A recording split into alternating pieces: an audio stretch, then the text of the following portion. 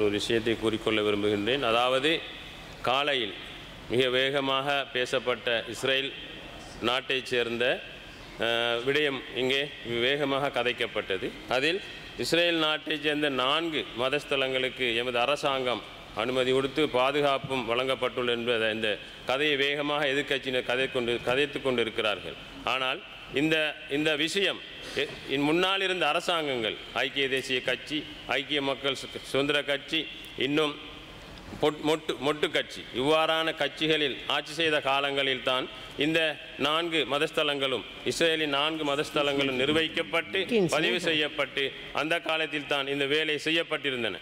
ஆனால் எதிர்க்கட்சியில் இருக்கின்ற அனைத்து பங்காளி கட்சிகளும் இருந்த உறுப்பினர்கள் அனைவரும் இன்று காலையிலிருந்து இதை வேகமாக எமது கட்சியினால் இதை நிர்வகிக்கப்படுகிறது என்றும் எமது கட்சியின் இதற்கு பாதுகாப்பு அளிக்கப்படுகிறது என்றும் கூறிக்கொண்டிருக்கிறார்கள். நான் இங்கே நிச்சயமாக கூறிக்கொள்ள விரும்புகிறேன், இவ்வாறான வேலைகளை, இனவாதமான வேலைகளை ஒரு நாளும் தேசிய மக்கள் சக்தி இந்த நாட்டில் செய்ய போவதில்லை.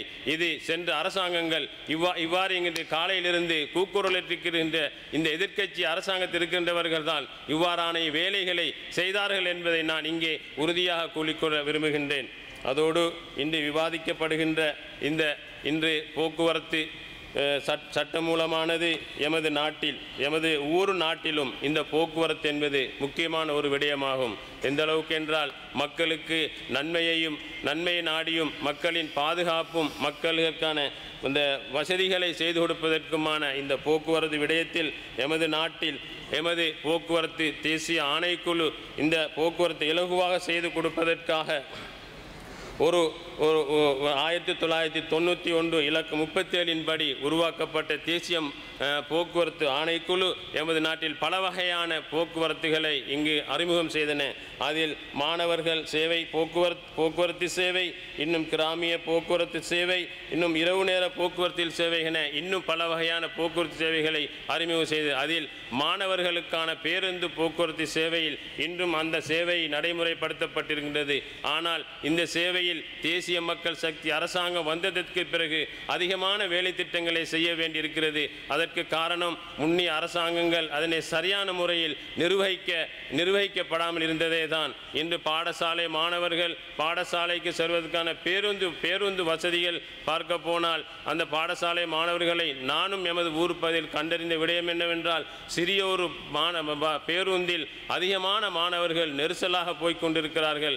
எந்த அளவுக்கு என்றால் காலையில் மாணவர்கள் நன்றாக அழகான முறையில் குளித்து உடுப்புகளை, அவர்கள் யூனிஃபார்ம்களை அயன் பண்ணி சென்று எந்த அளவுக்கு சந்தோஷமாக போகின்ற பயணத்தில் அந்த வாகனத்தில் அதிகமாக நெரிசலாக போய்கொண்டிருக்கின்றார்கள். அது மட்டுமல்லாமல் அந்த மாணவர்கள் பாடசாலைக்கு போவதற்கான அந்த வீதிகள் கூட இன்னும் அதிகமாக பழுதடைந்த நிலையிலே காணப்படுகின்றன. அதாவது பெற்றார்கள் மாணவர்களை பேருந்தில் அழைத்து செல்வதற்காக வீடுகளில் இருந்து தூக்கி கொண்டு செல்கிறார்கள். அந்த மழை காலங்களில் அந்த பாதைகள் மிகவும் பழுதடைந்து பாதை ஓரங்கள் அதிகமாக நீர் தேங்கி இருப்பதனால் அந்த மாணவர்கள் பாடசாலைக்கு கூட சென்று கொண்டுவதற்கு மிகவும் சிரமப்பட்டு கொண்டிருக்கிறார்கள். பாடசாலை மாணவர்கள் இந்த அளவு சிரமப்படுகிறார்கள் என்றால் சென்ற அரசாங்கங்கள் எந்த அளவுக்கு அந்த மாணவர்களின் கவனத்தை எடுத்திருக்கிறார்கள் என்பதை பார்க்க வேண்டும். இன்ஷா அல்லாஹ் நாங்கள் இந்த தேசிய மக்கள் சக்தி அதற்கான ஏற்பாடுகளை இப்போது செய்திருக்கின்றது. பாடசாலை மாணவர்கள் நலன் கருதி சிறந்த பேருந்துகளையும் பாதைகளை ஒழுங்கு செய்வதற்குமான ஏற்பாடுகளை செய்திருக்கின்றன. கிராம போக்குவரத்து சேவைகளையும் எமது மக்களுக்காக தூர பிரதேசங்கள் இருக்கின்ற, அதாவது மிகவும் கஷ்ட பிரதேசங்கள் இருக்கின்ற அந்த கிராம மக்கள் கூட நகர பகுதிகளுக்கு வாரதற்கான தனியார் மற்றும் அரசாங்க பேருந்து சேவைகளை நல்ல முறையில் செய்து கொடுப்பதற்கான ஏற்பாடுகளை செய்திருக்கிறது. அந்த நேரத்தில் அவர்கள் பாதைகள் அந்த தூரங்களில் வருகின்ற கிராம மக்கள்கள் கூட பாதைகள் சரியான முறையில் இன்று சீர் செய்யாமல் இருக்கின்றன. இன்னும் இரவு நேர பேருந்து சேவை கூட அந்த எமது தேசிய போக்குவரத்து ஆணைக்குழுவின் அறிமுகப்படுத்தப்பட்டிருந்தாலும் சென்ற அரசாங்கம் இரவு நேர பேருந்து சேவைகள் கூட சரியான முறையில் இன்னும் நடைமுறைப்படுத்தவில்லை. இரவு நேர பேருந்து சேவைகள் அதிகமாக பயன்பெறுவது அரசு ஊழியர்களுக்கு மிக முக்கியமானதாகும். அரசு ஊழியர்கள் காலை மாலையில் பயணம் செய்யும் போது காலையில் போய்த்து பின்ன மாலையில் வருகின்ற நேரங்களில் இரவு 9 மணிக்கு பிறகு அந்த பேருந்து வசதிகள் இல்லாமல் இருக்கின்றன. உதாரணமாக புத்தளத்திலிருந்து கல்பட்டிக்கு செல்கின்ற இந்த அரசு ஊழியர்கள் கூட 9 மணிக்கு பின்னர் இந்த வாகனம் பேருந்து வசதிகள் இல்லாமல் மிகவும் கஷ்டப்பட்டு கொண்டிருக்கிறார்கள். அதே போலதான் புத்தளத்திலிருந்து உடப்பு போகின்ற அந்த உடப்பு பகுதியாக போகின்ற அந்த பேருந்து வசதிகள் கூட இல்லாமல் இருக்கின்றன. புத்தளத்திலிருந்து கொழும்புக்கு போகின்ற அந்த பயண சேவைகள் கூட புத்தளத்திலிருந்து இரவு நேரங்களில் 9 மணிக்கு பின்னர் எந்த பேருந்து வசதிகளும் இல்லாமல் இருக்கின்றது. அந்த மக்கள் தூர இடங்களிலிருந்து வருகின்ற அந்த பேருந்துகளில் தான் பயணம் செய்ய வேண்டியது. இவ்வாறான வேலைகளை சென்ற அரசாங்கம் கூட எந்த விதமான கவனமும் இல்லாமல் இருந்தார்கள். இந்த பேருந்து வசதிகளை தூர இடங்களில், அதாவது எந்த அளவுக்கு என்றால் அது அக்கரைப்பத்து கல்முனை அங்கிருந்து வருகின்ற பேருந்துகள் கூட புத்தளத்தில் வந்து தரிப்பிடம் இருந்து இருக்கிறதுக்கு சரியான வசதிகளை செய்து கொடுக்கவில்லை. அதுபோல தான் எமது பிரதேசத்தில் இருக்கின்ற போக்குவரத்து சேவையில் ரயில் சேவையும் மிக முக்கியமான ஒரு சேவையாகும். அது கொழும்பிலிருந்து புத்தளத்துக்கு வருகின்ற அந்த ரயில் சேவையில் 12 ரயில் சேவைகள் வருகின்றன. அது சிலாபம் வரையும் 8 ரயில் சேவைகள் நிறுத்தப்பட்டு சிலாபத்திலிருந்து புத்தளத்துக்கு 4 ரயில் சேவைகள் வருகின்றன. இந்த ரயில் சேவை மக்களுக்கு மிகவும் இலகுவானதும் செலவு குறைந்ததுமான இருக்கின்ற வசதியாகவும் இருக்கின்றபடியால் ரயில் சேவைகள் மக்கள் அதிகமாக விரும்பி அந்த பயணங்களை செல்வதற்கு விரும்புகிறார்கள். எந்த அளவு உதாரணமாக புத்தளத்தில் இருக்கின்ற டிப்போ நாங்கள் சென்று பார்த்தபோது அந்த டிப்போ கட்டிடமானது மிகவும் பழமை வாய்ந்த கட்டிடமாகவே இன்னும் காணப்படுகின்றன. அதனை புனர்நிர்மாணம் செய்ய வேண்டியதாக இருக்கின்றது. அதில் சுகாதார வசதிகள், அது மழை பெய்தால் வெள்ளம் அதிகமாக காணப்படுகின்றது. அது அந்த உள்ளக பாதைகள் கூட சரியான சீரான நிலைமை இல்லாமல் இருக்கின்றது. அவைகளை செய்து கொடுக்கிறதுக்கான எல்லா ஏற்பாடுகளையும் நாங்கள் எமது அமைச்சினூடாக கதைத்து ஏற்பாடு செய்திருக்கின்றோம். இது மட்டுமல்லாமல்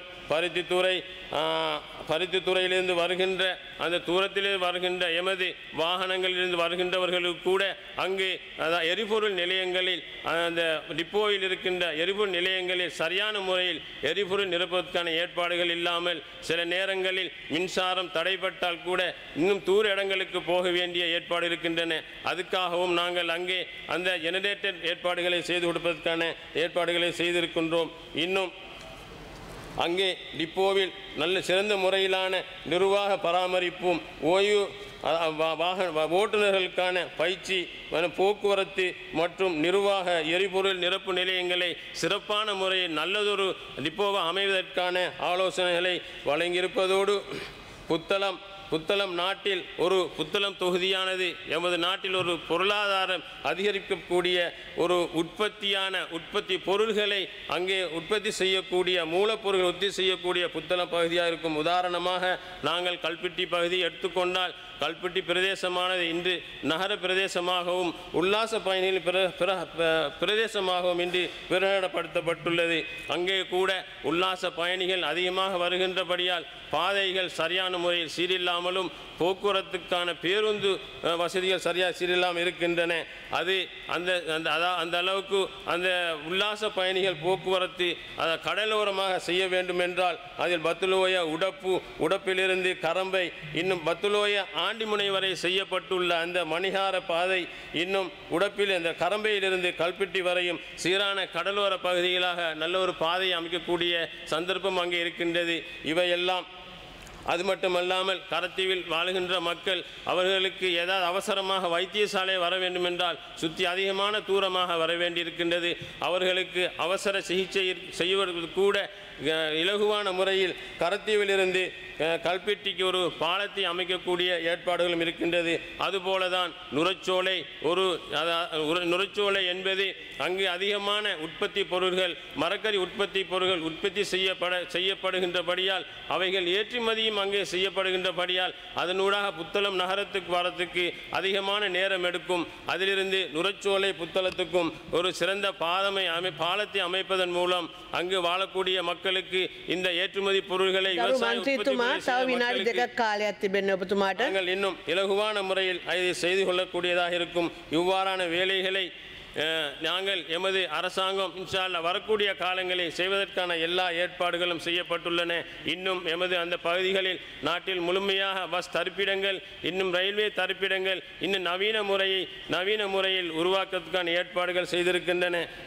இந்த நாட்டில் அதிகமாக விபத்துகள் ஏற்படுவதற்கான முக்கியமான காரணங்களும் சாரதிகளுக்கான பயிற்சி வகுப்புகளும் அதை சரியான முறையில் மேற்கொள்ளாமல் இருப்பதற்கான குறைபாடுகள் இருக்கின்றன. அவைகளையும் கடந்த காலங்களில் சென்று வரக்கூடிய காலங்களில் செய்வதற்கான ஏற்பாடுகள் செய்யப்பட்டிருக்கின்றன. இது போன்ற எமது மக்களுக்கு இலகுவான வசதியான பாதுகாப்பான இந்த சேவைகளை செய்து கொடுப்பதற்காக எமது நாட்டில் எமது அரசாங்கம் அதிகமான வாகனங்களை, பேருந்துகளை இறக்குமதி செய்வதற்கான ஏற்பாடுகளும் இங்கு செய்திருக்கின்றார்கள். அதுபோலதான் எமது நாட்டில் இன்றும் விமான போக்குவரத்து சேவையை கூட சிறப்பாக செய்வதற்கு சிறந்த விமானங்களையும் இன்று நமது நாடு இறக்குமதி கொள்வனவு செய்திருக்கின்றன. இது மக்களுக்கான இலகுவான நல்ல ஒரு போக்குவரத்து சேவை கொடுப்பதோடு எமது நாட்டில் நல்ல ஒரு அபிவிருத்தியை, பொருளாதாரத்தை வளர்ப்பதற்கான ஏற்பாடுகளை செய்து கொண்டிருக்கின்ற எமது தேசிய மக்கள் சக்தி அரசாங்கம் இந்த சென்ற அரசாங்கங்கள் இன்று கூறப்பட்ட விடயங்கள் குறைபாடுகளாக இருந்தாலும் இதற்கு காரணம் சென்ற அரசாங்கங்கள் சரியான முறையில் இந்த போக்குவரத்து விஷயங்களை, பாதைகளையும் பேருந்து வசதிகளையும் எமது நாட்டு மக்களுக்கும் மாணவர்களுக்கும் கிராமப்புற மக்களுக்கும் சரியான முறை செய்து கொடுக்காமல் இருக்கின்றபடியால் எமது தேசிய மக்கள் சக்தி மீது இவ்வாறான அதிகமான பாரங்கள் வந்திருக்கின்றன. இவையெல்லாம் இன்னும் இருக்கின்ற காலங்களில் சிறமையான முறையில் செய்து மக்களுக்கு அழகான வாழ்க்கையையும் சிறப்பான ஒரு போக்குவரத்து சேவையும் வழங்குவதற்கு எமது அரசாங்கம் தயாராக இருக்கிறது என்பது கூறி விடைபெறுகிறேன். நன்றி.